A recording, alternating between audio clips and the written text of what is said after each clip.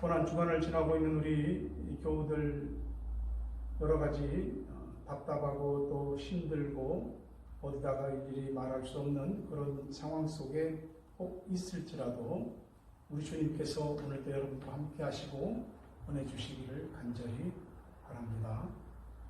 오늘 함께 부를 찬송가는 157장 겟세마네 동산에서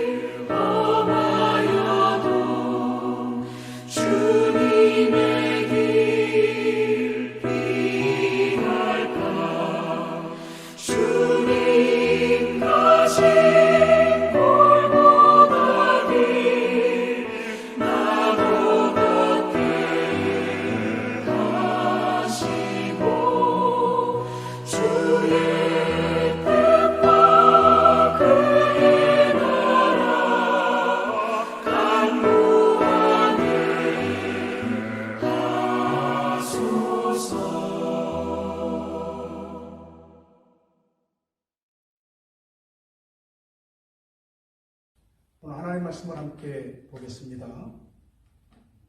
누가복음 22장 39절에서 46절까지입니다. 39절입니다. 예수께서 나가사 습관을 따라 감람산에 가시매 제자들도 따라갔더니 그곳에 이르러 그들에게 이르시되 유혹에 빠지지 않게 기도하라 하시고 그들을 떠나 돌 던질 만큼 가서 무릎을 꿇고 기도하여 이르시되 아버지여 만일 아버지의 뜻이거든 이 잔을 내게서 옮기시옵소서. 그러나 내 원대로 마시옵고 아버지의 원대로 되기를 원하나이다 하시니 천사가 하늘로부터 예수께 나타나 힘을 더하더라. 예수께서 힘쓰고 애써 더욱 간절히 기도하시니 땀이 땅에 떨어지는 핏방울같이 되더라. 기도 후에 일어나 제자들에게 가서 슬픔으로 인하여 잠든 것을 보시고 이르시되 어찌하여 자느냐 시험에 들지 않게 일어나 기도하라 하시니라. 아멘. 오늘은 우리 예수님의 생애 가운데 어쩌면 가장 슬프고 가장 주님이 고민스러워 하셨던 기도의 날입니다. 모든 분들이 다 그렇겠지만 저는 예수님께서 성육신하셨다는 것이 얼마나 감사하고 주님의 입장을 우리가 볼 때는 얼마나 송구스러운 일인지 모르겠습니다. 만약에 예수님이 그냥 하나님이셨다면 이 세상에 굳이 사람의 몸을 입고 성육신해서 오실 이유도 없고 이런저런 마음 아픔과 고민과 또 오늘처럼 이렇게 슬픔 가운데 기도하시는 이런 일은 없었을 겁니다. 물론 당연히 겟세마네 동산에서 간절히 애써 기도하는 땀이 떨어지는데 핏방울같이 되어 떨어질 정도로 간절한 그런 기도는 하지 않으셨을 겁니다. 근데 예수님은 사람이셨어요. 근데 사람의 몸을 입은 하나님이셨어요. 그것이 얼마나 큰 은혜인지 모르겠어요.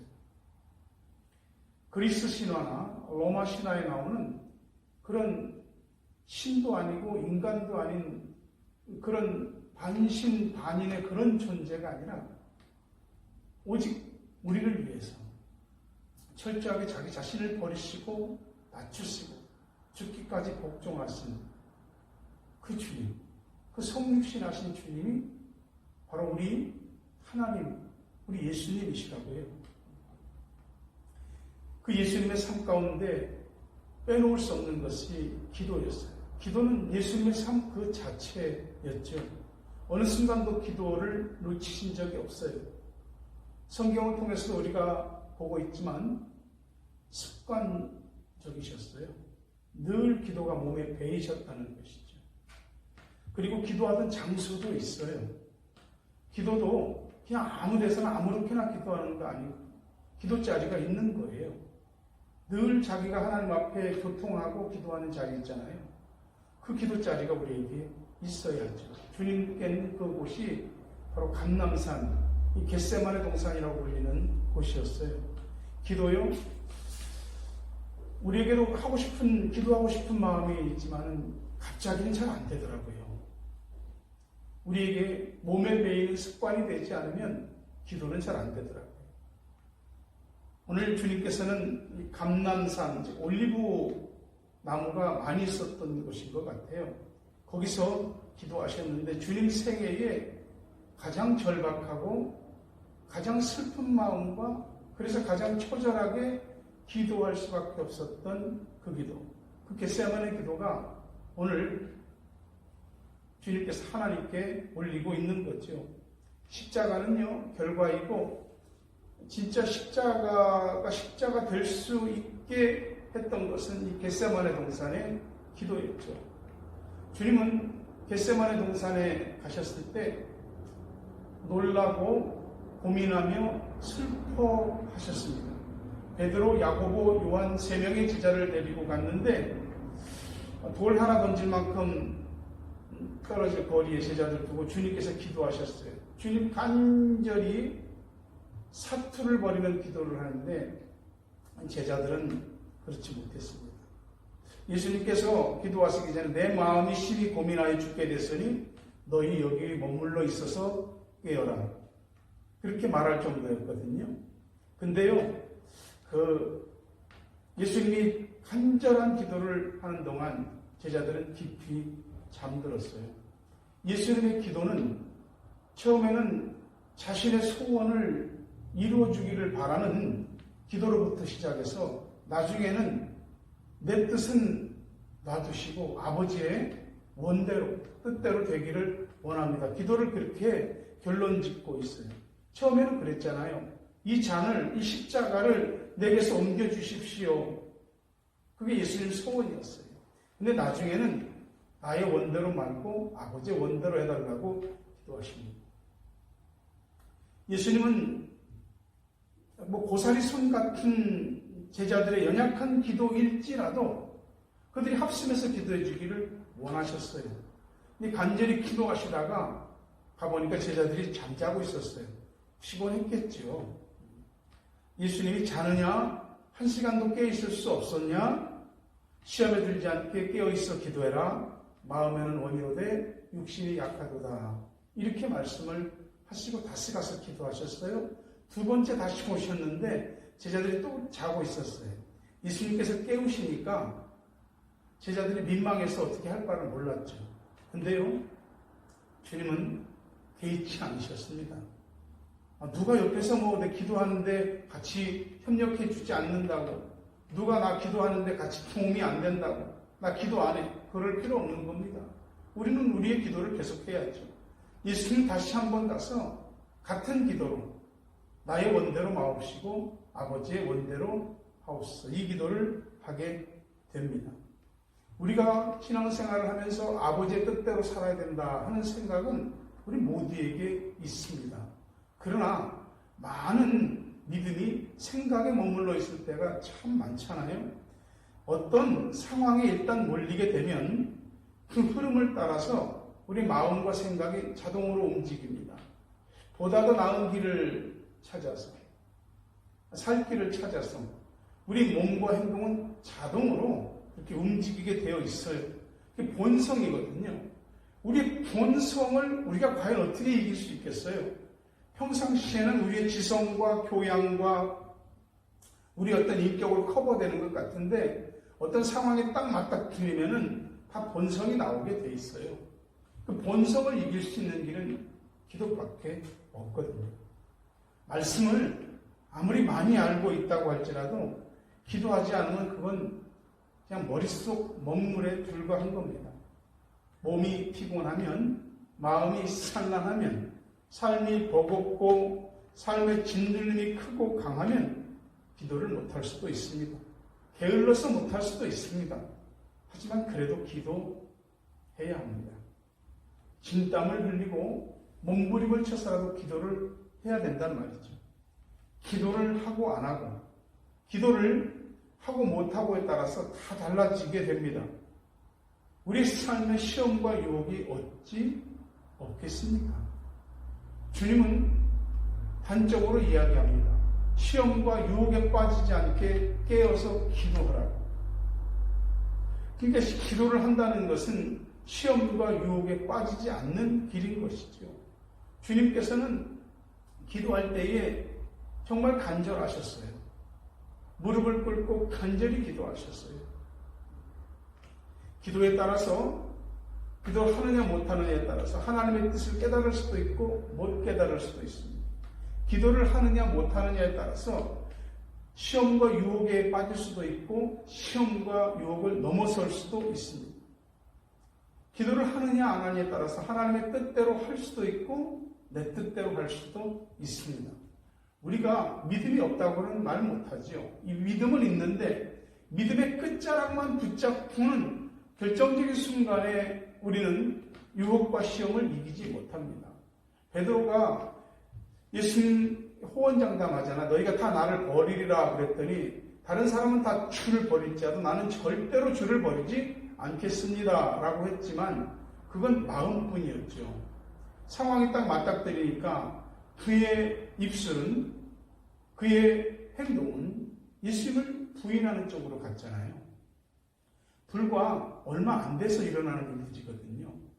우리가 지금이라도, 오늘이라도 기도한다면 오늘 지금 당장 내게 온 어떤 유혹과 시험들을 넘어설 수 있는 지혜와 능력들을 얻게 될 거예요.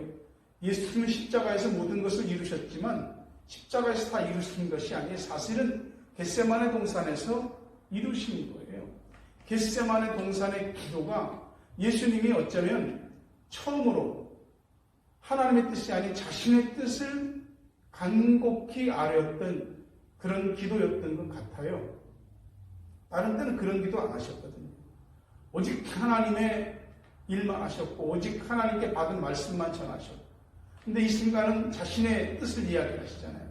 그만큼 주님도 갈등하고 시험과 유혹이 있었다는 거죠. 마귀가 얼마나 겟세마네 동산에서 예수님을 뒤흔들었는 것인지를 알 수가 있습니다. 에덴 동산에서는 아담은 실패했잖아요. 근데 겟세마네 동산에서 예수님은 지금 이기고 있는 거예요. 아담의 그 실죄를 다시 반복하지 않는 거거든요. 이미 겟세마네 동산에서의 기도로 십자가를 짊어지신 거예요. 하나님의 뜻에 자신의 뜻을 완전히 포기하셨죠. 그렇기 때문에 그 다음 며칠 사이로 일어나는 모욕과 십자가의 고통을 완전히 참고 이겨내신 겁니다. 겟세마네 동산의 기도를 생각하십시오. 예수님이 간절히 기도했을 때 하늘에서 천사가 내려와 도왔다고 그러잖아요. 그러니까 예수님이 더 힘써 애써 간절히 기도하셨잖아요. 오늘 여러분들이 고민하며 놀라며 슬퍼하며 두려워하며 그런 속에서 기도할 때에 예수님을 도왔던 그 천사가 내려와서 오늘 여러분의 기도를 도와주실 줄로 믿습니다. 그리고 하나님의 뜻을 이루게 하실 줄도 믿습니다. 우리 모두 기도합시다. 기도하세요. 기도하지 않으면 잠에 빠집니다. 기도하지 않으면 어떤 상황에 직면했을 때 아무리 우리가 호언장담해도 누구나 시험과 유혹에 빠질 수 있습니다. 기도해야만 시험과 유혹을 이깁니다. 겟세마네 동산의 기도로 에덴 동산의 실패를 이기신 주님, 우리들에게 말씀하시죠. 너희도 기도해라. 잠들지 말고 깨어 기도해라. 진땀을 흘리며 1시간의 기도를 해보거라 라고 이야기하십니다. 고난주간을 지나는 여러분의 기도가 자신의 소원을 부르짖음에서부터 기도가 더욱더 간절하고 깊어지면서 결국 아버지의 뜻대로 되기를 원합니다. 이 기도로 승화되고 여러분의 모든 삶의 난제를 기도의 동산에서 극복하게 되시기를 주의 이름으로 축원합니다. 사랑 많으신 하나님, 우리 성도들을 기억해 주십시오. 지금 각 가정의 처소에서 나름 심한 고민과 깊은 번민과 또 슬픔과 두려움과 어찌해야 할 바를 모르는 그런 모습들이 있습니다. 주님, 우리가 그 모든 것을 끌어안고 기도 동산을 찾게 해 주옵소서. 주님의 교회를 올 수 없으니 자신의 집안에서 기도의 자리를 잡게 하시고 거기서 겟세마네 동산의 기도가 이루어지게 하여 주옵소서. 기도로 자신에게 밀려오는 시험과 유혹을 넘어서는 우리 교우들 되게 하시고 반드시 하나님의 뜻 안으로 자신의 뜻을 집어넣어서 기도로 하나님의 뜻을 이루는 저희 모두가 되게 하여 주옵소서. 예수님의 이름으로 기도하옵나이다. 아멘. 하늘에 계신 우리 아버지여, 이름이 거룩히 여김을 받으시오. 나라가 임하옵시며 뜻이 하늘에서 이루어진 것 같이 땅에서도 이루어지이다. 오늘 우리에게 일용할 양식을 주옵시고 우리가 우리에게 죄 지은 자를 사하여 준 것 같이 우리 죄를 사하여 주옵시고 우리를 시험에 들게 하지 마옵시고 다만 악에서 구하옵소서. 나라와 권세와 영광이 아버지께 영원히 쌓은 나이다. 아멘.